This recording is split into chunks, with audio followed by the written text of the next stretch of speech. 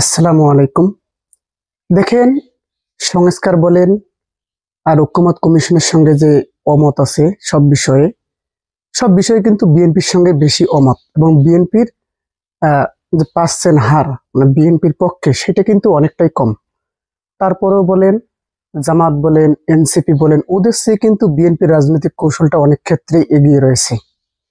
সেটা কিভাবে দেখেন, ঐকমত্য কমিশনের যে মতগুলো দিয়েছে সেগুলো বেশিরভাগই জামাত বলেন, এনসিপি বলেন, ওরা কিন্তু তাদের সঙ্গে একমত বেশিরভাগ ক্ষেত্রে আর কি। কিন্তু দেখা গেছে বিএনপির ক্ষেত্রে আলাদা। বিএনপি কিন্তু কোনো মতোই একমত হতে পারতেছে না। সেখানে বিএনপি দেখেন রাজনৈতিক প্রভাব খাটিয়ে কিভাবে সেগুলো কৌশলে একমত করে নিচ্ছে।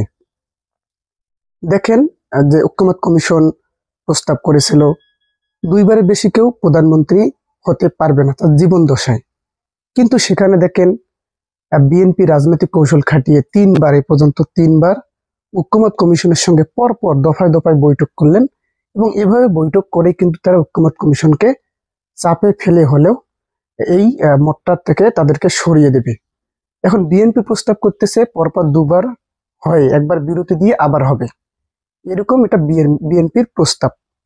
সেই প্রস্তাবে দেখেন জোর করে ঐকমত্য কমিশনকে রাজি করিয়ে বিএনপি কিন্তু সেই প্রস্তাবে রাজি করাবে ঐকমত্য কমিশনকে। কিন্তু এখানে জামাত ইসলামী বলেন, এনসিপি বলেন, তাদের যে রাজনৈতিক অদূরদর্শতা এখানেই প্রমাণ হতেছে। তারা যদি একটু জোর খাটাতো এখানে ঐকমত্য কমিশনে, যে আমরা আপনাদের সঙ্গে আছি, আমরা আপনাদের প্রস্তাবে রাজি আছি, অথবা তারা যে প্রস্তাবগুলো করেছে এই প্রস্তাবগুলো নিয়ে তারাও কিন্তু দফায় দফায় বৈঠক করতে পারত। এক কথা বলেন, ঐকমত্য কমিশনকে চাপে রাখতে পারত। কিন্তু সেটা তারা না করেই তারা অন্যান্য কাজে ব্যস্ত আছে। আর এদিকে বিএনপি তাদের রাজনৈতিক কৌশল খাটিয়ে রাজনৈতিক ক্ষমতা বলেন, দেখেন প্রশাসন তো, বেশিরভাগ প্রশাসন না সরকারও বিএনপির হয়ে যাচ্ছে বলে অভিযোগ যে করেছিলেন এনসিপি, আর তারই বাস্তবতা এখানে আমরা দেখতে পাচ্ছি। সব ক্ষেত্রে বিএনপি নিজেদের প্রভাব খাটিয়ে ঐকমত্য কমিশন বলেন, সংস্কার বলেন, সবগুলো কিন্তু আটকিয়ে দিয়েছে। নির্বাচনটা কিন্তু অতি দ্রুত নিয়ে নিয়েছে। এখন এখানে বিএনপির কিন্তু একটা রাজনৈতিক একটা কৌশল, এবং এতে বিএনপি সফল হয়েছে, এবং এতে ব্যর্থ হচ্ছে এনসিপি এবং বাংলাদেশ জামাত ইসলামী। আসলে রাজনৈতিক কৌশলটাই কিন্তু মেন। রাজনীতিতে রাজনৈতিক কৌশল, প্রভাব খাটিয়ে নেওয়া। দেখেন, জোর করে যদি বিএনপি ঐকমত্য কমিশনের সঙ্গে বৈঠক করলেন, এবং যে বিষয়গুলো এখনো অমত আছে সেগুলো হয়তো এইভাবে জোর করে খাটিয়ে হয়তো কিছুদিনের মধ্যে ঐকমত্য কমিশনকে তাদের পক্ষে নিয়ে যাবেন।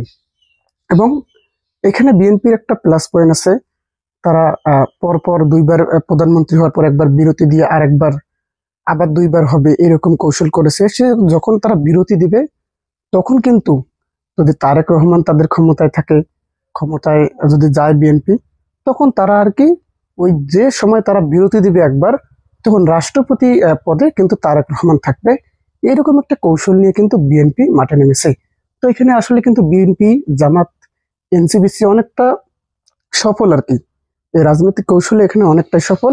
এখানে গায়ের জোরেই সব হচ্ছে এবং সব করিয়ে নিচ্ছে বিএনপি। এতে কিন্তু বিএনপির জন্য অনেক লাভবান হচ্ছে বিএনপি, এবং রাজনীতি থেকে কিন্তু জামাত এবং এনসিপি অনেকটাই চাপে পড়ে যাচ্ছে। এইসব কৌশলে ব্যর্থতার যে পরিপন্থী এখানে দেখা যাচ্ছে জামাতের এবং এনসিপির। এনসিপি যদিও হুমকি ধামকি দিচ্ছে, কিন্তু জামাতি ইসলাম কিন্তু এর থেকে একদম চরমভাবে ব্যর্থ হচ্ছে। এইসব রাজনৈতিক কৌশল প্রভাব না খাটিয়ে তারা অনেক অন্যান্য কাজ করছে, ভালো কাজ ঠিক আছে, কিন্তু রাজনীতিতে প্রভাবটাই কিন্তু বেশি জরুরি। আসলে আপনারা কি মনে করেন, জামাতের এই অদূরদর্শিতা কি আসলেই হচ্ছে নাকি না? অবশ্যই কমেন্ট করে জানাবেন। ধন্যবাদ। আসসালামু আলাইকুম।